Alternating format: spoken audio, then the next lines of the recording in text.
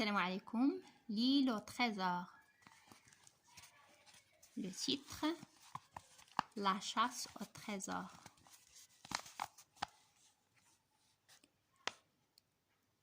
Jim dit Silver, quand nous sommes de nouveau seuls, si je t'ai sauvé la vie, tu viens de me sauver à ton tour.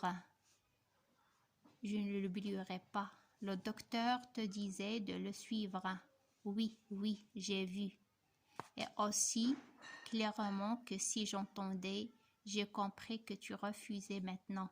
Il va falloir commencer cette chasse au trésor. Après ce que m'a dit le docteur, j'ai peur. Il faudra rester ensemble si nous voulons sauver nos peaux. À ce moment, un des hommes nous crie que le petit déjeuner est prêt. Nous nous essayons près du feu. Silver parle sans arrêt. « Ah, mes amis, dit-il, vous avez de la chance d'avoir barbecue pour penser à votre place. J'ai appris ce que je voulais savoir. Ils ont le bateau ou je ne le sais pas encore. Mais quand nous aurons le trésor, je saurai bien le trouver. » Les chaloupes sont à nous, n'oubliez pas ça. Tout sera facile, nous gagnerons la partie. Pour ce qui est du garçon, il ne reverra pas ses amis.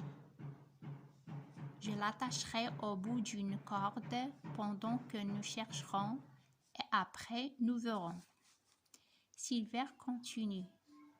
Et je sens qu'il joue avec ses armes, mais que s'il réussit, il préférera la liberté et la richesse avec à un tribunal avec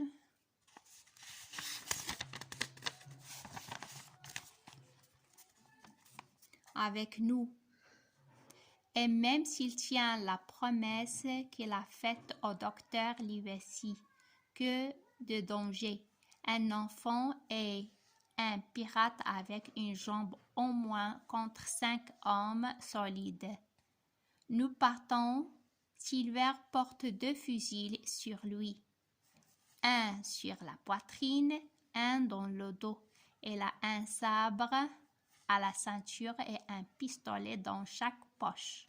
Il tient d'une main ou entre ses dents une corde passée autour de mon cou.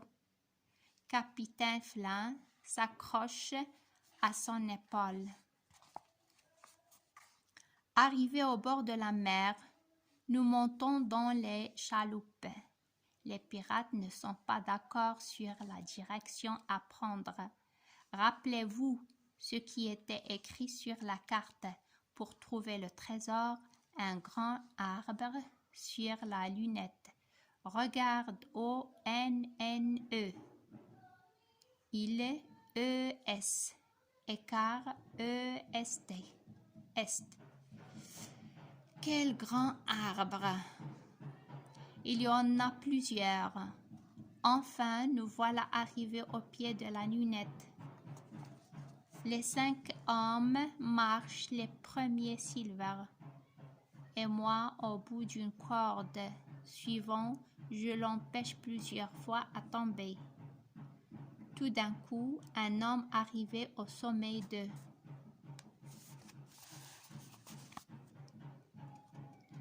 la colline se met à crier. Les autres courent vers lui. Quand nous arrivons, nous voyons des os au pied d'un grand arbre.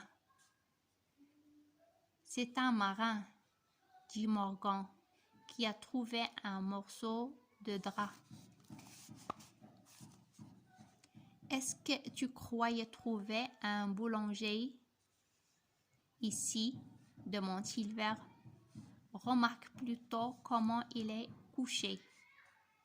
Le corps est tout droit, les pieds dans une direction les bras au-dessus de la tête dans l'autre. Regardez. Reprend Silver. Le corps montre l'île. Et sud-est, et sud-est, et quart est. Grand Dieu. Ça me donne froid dans le dos de penser à Flint. Elle était seule ici. Rappelez-vous, elle a tué à lui seul les 6 garçons et il s'est amusé ensuite à coucher. Celui-ci pour rappeler la direction. Bon Dieu, je le reconnais. Les os sont longs. Les cheveux étaient blancs. C'est Alardis, n'est-ce pas? Tom Morgan? Oui, il me devait de l'argent et il avait pris mon couteau pour aller à terre. Elle avait un couteau? Flint n'a pas perdu son temps à le ramasser. On devrait le trouver. C'est vrai, elle avait aussi des choses dans les poches. Et il ne reste rien, dit Mary qui cherche de la main au milieu des eaux. Ce n'est pas naturel, remarque Silver, mais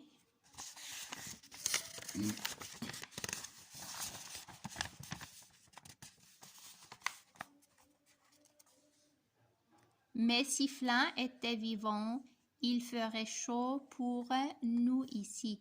Elle était 6. Nous sommes 6 et il ne reste plus que des os. J'ai vu Flint mort de mes yeux, dit Morgan. Billy me l'a montré. Peut-être, mais si quelqu'un se promène après sa mort, ça doit être Flint. Elle a eu une mauvaise mort et n'a pas dû aimer ça. C'est vrai, remarque un autre. Il criait, il demandait du rhume. Il chantait le seul chant qu'il savait. Elle était 15. Elle faisait très chaud. La fenêtre était ouverte. Je l'ai entendu mourir. Bonbon avait assez parlé comme ça, dit Silver. Elle est morte et il ne se promène pas. Du moins pas le jour. Maintenant, cherchons l'or. Nous repartons, mais personne ne chante. L'ombre du Flint est sur tous.